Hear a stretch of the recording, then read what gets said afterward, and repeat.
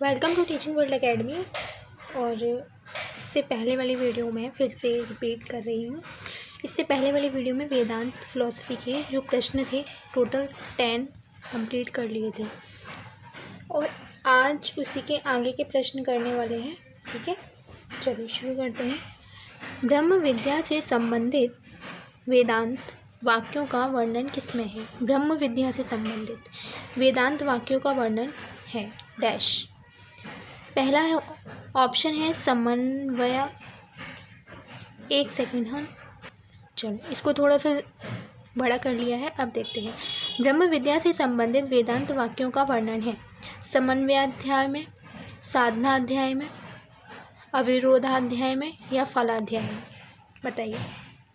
ब्रह्म विद्या से संबंधित देखिए, जो इसका आंसर है उसका मैं आपको प्रूफ दिखाती हूँ कि ब्रह्म सूत्र में कितने अध्याय हैं। टोटल 4 हैं। ठीक है, 4 अध्याय हैं और 4 अध्याय के नाम कौन कौन से हैं? पहला है समन्वय, ठीक है, अविरोध, तीसरा साधन और चौथा फल। 4 अध्याय में जो चारों अध्याय में ब्रह्म विद्या से संबंधित है वो है समन्वय अध्याय। ठीक है, या जो ब्रह्म विद्या है वो किस में बताई गई है? समन्वय अध्याय में। और अविरोधाध्याय में क्या बताया है कि अन्य दर्शन जो अपनी तर्कयुक्त बातों द्वारा इस दर्शन का विरोध करते हैं उनका निराकरण किया गया है। यानी कि जो बाकी के दर्शन हैं अपनी तर्कयुक्त बातों के द्वारा अगर वो वेदांत दर्शन का विरोध कर रहे हैं तो उससे संबंधित निराकरण किस अध्याय में किया गया है? अविरोधाध्याय में। फिर आता है साधनाध्याय। ब्रह्म विद्या प्राप्त करने के मार्ग व साधन के विषय में बताया गया है। यानी कि ब्रह्म विद्या को कैसे प्राप्त करना है, इसके लिए कौन सा मार्ग है, कौन से साधन है, ये किस में बताया है? साधनाध्याय में। फिर आता है फलाध्याय। ब्रह्म विद्या का परिणाम मोक्ष बताया गया है कि अगर हम ब्रह्म विद्या को प्राप्त कर लेते हैं तो हमें क्या प्राप्त होगा? मोक्ष। तो ये किस में हमें जो फल मिलेगा वो किस में बताया है? फलाध्याय में। ठीक है, सबसे पहला समन्वय अध्याय, दूसरा अविरोधाध्याय, तीसरा साधना अध्याय, चौथा फलाध्याय और ब्रह्म विद्या से संबंधित समन्वय अध्याय। तो क्या टिक करोगे आप? समन्वय अध्याय। ठीक है, साथ में अगर इसका प्रूफ देखते हो तो इससे और नॉलेज भी मिलती है कि फलाध्याय में क्या बताया है कि लास्ट में हमें क्या प्राप्त होगा? मोक्ष। अविरोधाध्याय में क्या बताया है कि जो भी विरोध कर रहे हैं इस दर्शन का उसका क्या किया है? निराकरण। साधना अध्याय में यानी कि मोक्ष की प्राप्ति के लिए क्या साधन है ब्रह्म विद्या प्राप्त करने के लिए, वो मार्ग वो साधन किस में बताए हैं? साधना अध्याय में। और ब्रह्म विद्या से संबंधित वेदांत वाक्यों का जो वर्णन है वो किस में है? समन्वय अध्याय में। आंसर ए सही है। नेक्स्ट, ब्रह्म सूत्र के प्रमुख भाष्यकार कौन है? भाष्यकार पूछा है। देखिए, जो ब्रह्म सूत्र के दो भाष्यकार हैं, पहले हैं शंकराचार्य और दूसरे हैं रामानुज। इन्होंने क्या किया है? गीता को भी अपने सिद्धांतों की स्थापना का आधार बताया है। 2 भाष्यकार शंकराचार्य और रामानुज। ठीक है, आंसर शंकराचार्य और रामानुज। नेक्स्ट, वेदांत सूत्र का प्रमुख विषय क्या है? अनुशासन है, शिक्षण की विधियां हैं, ब्रह्म पर विचार करना है या फिर सभी? सोचिए। आंसर है ब्रह्म पर विचार करना। ठीक है, नेक्स्ट, ब्रह्म सूत्र पर सबसे प्राचीन टीका उपलब्ध है। सबसे प्राचीन आंसर है शंकराचार्य। शंकराचार्य ने अद्वैतवाद जो वेदांत के जो संप्रदाय हैं उसमें अद्वैतवाद संप्रदाय के प्रतिपादक है शंकराचार्य और ये सबसे प्राचीन टीका है। दिखाती हूँ, एक मिनट। यहाँ देखिए, थोड़ा सा ब्लर है, थोड़ा सा एडजस्ट कर लेना। अद्वैतवाद है, शंकराचार्य इसके प्रतिपादक हैं और जो भाष्य लिखा है वो शारीरिक भाष्य है और ये सबसे पुराना है, 788 से 820 ईस्वी। ठीक है, तो ये कालक्रम इसमें देखिए सबसे पुराना यही है, उसके बाद 1000 ईस्वी, फिर 1140, फिर 1238। तो ये आगे बढ़ते गए, आगे संप्रदाय बनते गए। ठीक है, तो ये संप्रदाय हैं, उनके प्रवर्तक ये हैं और उनके भाष्य ये हैं और कालक्रम ये है। उनमें सबसे प्राचीन ये है अद्वैतवाद, शंकराचार्य द्वारा प्रतिपादित है और इसका कालक्रम देखिए सबसे पुराना है। ठीक है, तो क्या है आंसर? शंकराचार्य। नेक्स्ट, गौड़पाद ने जीव की कितनी अवस्थाएं बताई हैं? आंसर है 3। जो गौड़पाद थे वो इनके परम गुरु हैं गौड़पाद, जिनका नाम ये है। और गौड़पाद ने जो 3 अवस्थाएं बताई हैं जीव की, वो 3 हैं। कौन सी हैं एक बार देखो।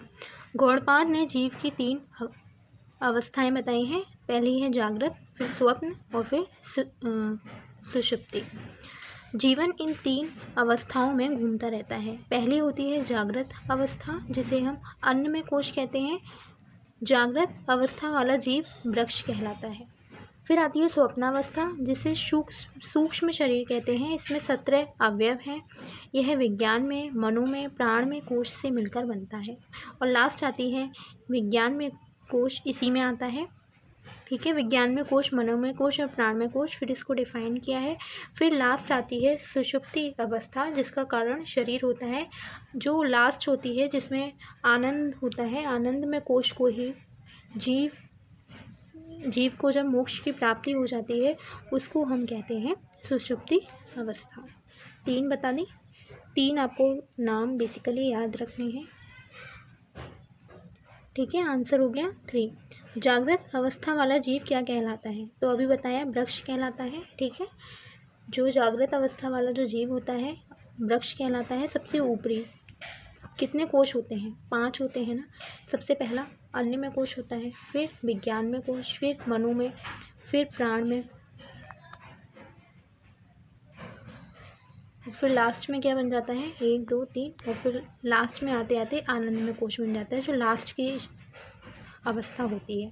तो जो जागृत अवस्था होती है वो होती है अन्न में कोश में। अन्न में कोश में होने के कारण इसको वृक्ष कहते हैं। नेक्स्ट है माया के पास शक्तियाँ हैं। आवरण है, विक्षेप है, या दोनों हैं? तो माया के पास दोनों शक्तियाँ हैं। एक बार देखिए सबसे पहले जो माया का कॉन्सेप्ट दिया है वो शंकराचार्य ने दिया है। माया और अविद्या। माया क्या है? अनादि है, और जगत की जो सृष्टि हुई है वो माया से हुई है। माया क्या है? ईश्वर की शक्ति है और उसी पर निर्भर है। माया सांख्य की प्रकृति के समान है, जड़ है, अचेतन है, क्योंकि सृष्टि का जो निर्माण हुआ है वो माया से ही हुआ है। और माया अनादि है, अचेतन है, जड़ है। जैसे सांख्य दर्शन में प्रकृति को जड़ माना है, ठीक है, ऐसे ही वेदांता में माया को माना है। ब्रह्म के स्वभाव से भिन्न है।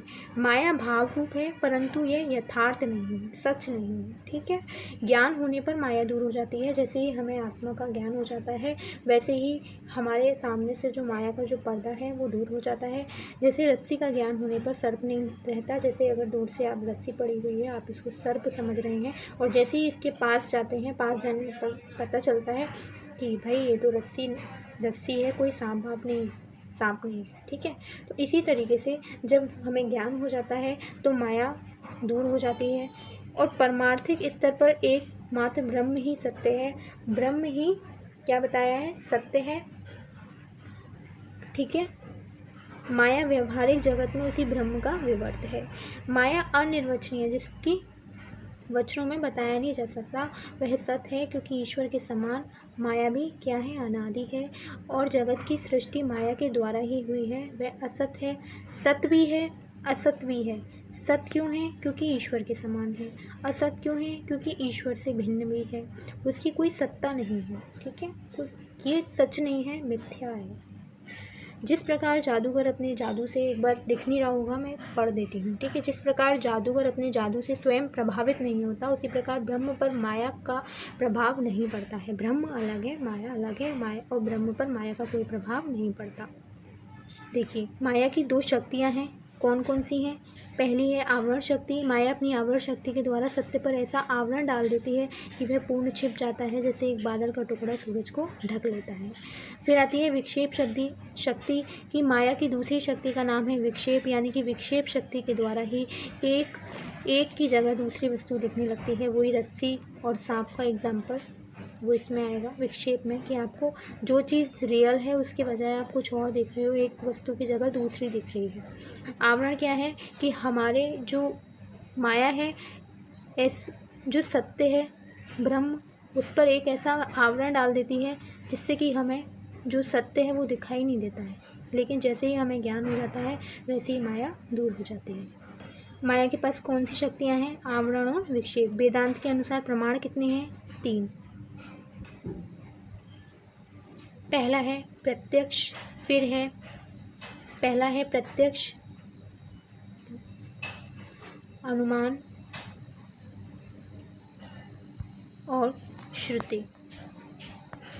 3 प्रमाण हैं, ठीक है, ये याद रखना है। प्रत्यक्ष क्या है? इंद्रियों द्वारा प्राप्तियाँ, वही सत्य है, वही वैलिड माना है। अनुमान, जैसे कि अनुमान में बताया है कि ज्ञात से अज्ञात का जब हम अनुमान लगाते हैं वो अनुमान है, ठीक है। उसके बाद श्रुति, यानी कि आगम या वेद को सुनकर जो भी हम ज्ञान प्राप्त करते हैं वैलिड है, इसको भी वैलिड माना है।